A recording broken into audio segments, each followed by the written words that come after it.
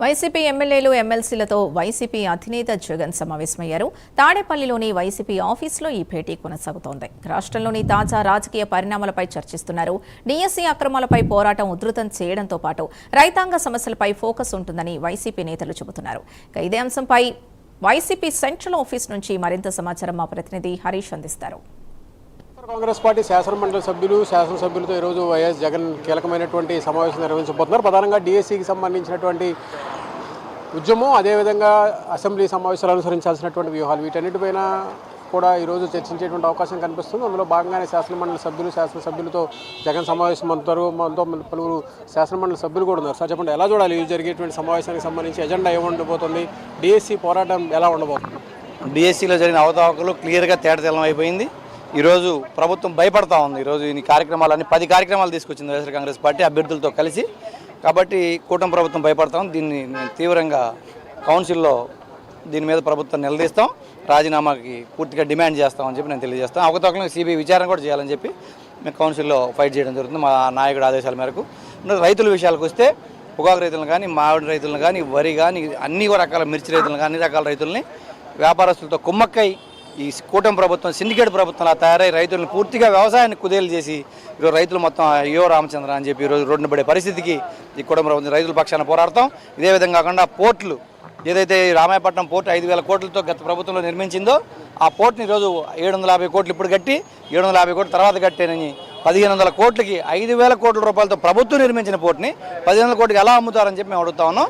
అర్జెంటుగా GO cancel చేయాలి, tender cancel చేయాలి, రామాయపట్నం పోర్టుని కాపాడుకునేదానికి కూడా మేము కౌన్సిల్లో ఫైట్ చేస్తాం. ఇదే విధంగా మా నాయకుడు ఏదైతే ప్రజాస్వామ్యాలకు సంబంధించిన డైరెక్షన్ మాకు ఇస్తాడో అన్ని విషయాల మీద మేము కౌన్సిల్లో ఫైట్ చేస్తామని చెప్పి తను తెలియజేస్తున్నాం. మీద ఈరోజు జరిగేటువంటి సమావేశం చాలా కీలకమైనటువంటి సమావేశంగా చెప్పుకోవచ్చు. ఎందుకంటే వైఎస్ఆర్ కాంగ్రెస్ పార్టీకి సంబంధించినటువంటి కీలకమైనటువంటి శాసనసభ్యులు, నాయకులు అందరూ కూడా పెద్ద ఎత్తున ఈరోజు సమావేశానికి హాజరవుతున్నటువంటి నేపథ్యంలో భవిష్యత్ కార్యాచరణకు సంబంధించినటువంటి అంశాలు, ఈరోజు జరిగేటువంటి కార్యక్రమాలకు సంబంధించినటువంటి సమావేశాలకు సంబంధించి మనతో మాట్లాడేందుకు కల్పలత రెడ్డి ఎమ్మెల్సీ ఉన్నారు. మనం చెప్పండి, ఎలా చూడాలి ఈరోజు జరిగేటువంటి సమావేశానికి సంబంధించి భవిష్యత్ కార్యాచరణ దిశానిర్దేశం ఎలా జరగబోతుంది? అందరికీ నమస్కారం. ఈరోజు మా అధ్యక్షులైన వైఎస్ జగన్మోహన్ రెడ్డి గారి అధ్యక్షతన ఈరోజు శాసనమండలి సభ్యులకు, శాసనసభ సభ్యులకు ఈరోజు మీటింగ్ ఏర్పాటు చేసుకోవడం జరిగింది.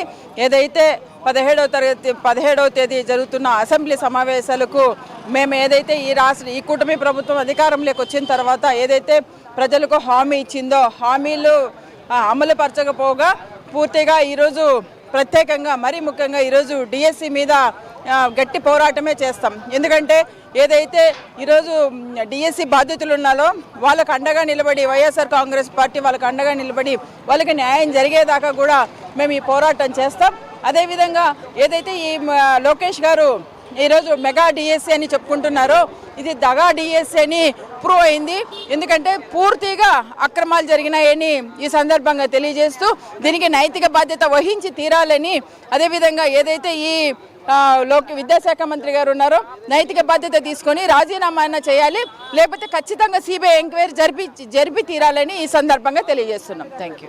ఒకవైపు డిఎస్సికి సంబంధించి, ఇంకోవైపు రైతాంగ సమస్యలకు సంబంధించినటువంటి అంశాలు ఏవైతే ఉన్నాయో వాటన్నిటిపైన కూడా జగన్ దిశానిర్దేశం చేయడం, ఆ తర్వాత అసెంబ్లీ అదేవిధంగా శాసనమండలి సమావేశాల్లో జరిగేటువంటి ఇంటా బయట కూడా వైఎస్ఆర్ కాంగ్రెస్ పార్టీ పోరాటం మరింత ఉధృతం చేసే దిశగా కార్యాచరణ రూపొందించేటువంటి అవకాశం అయితే స్పష్టంగా ఉందని కూడా శాసనమండలి సభ్యులు స్పష్టం చేస్తున్నారు. కెమెరా పర్సన్ లక్ష్మణ్తో హరీష్, ప్రైమ్ 9 అమరావతి.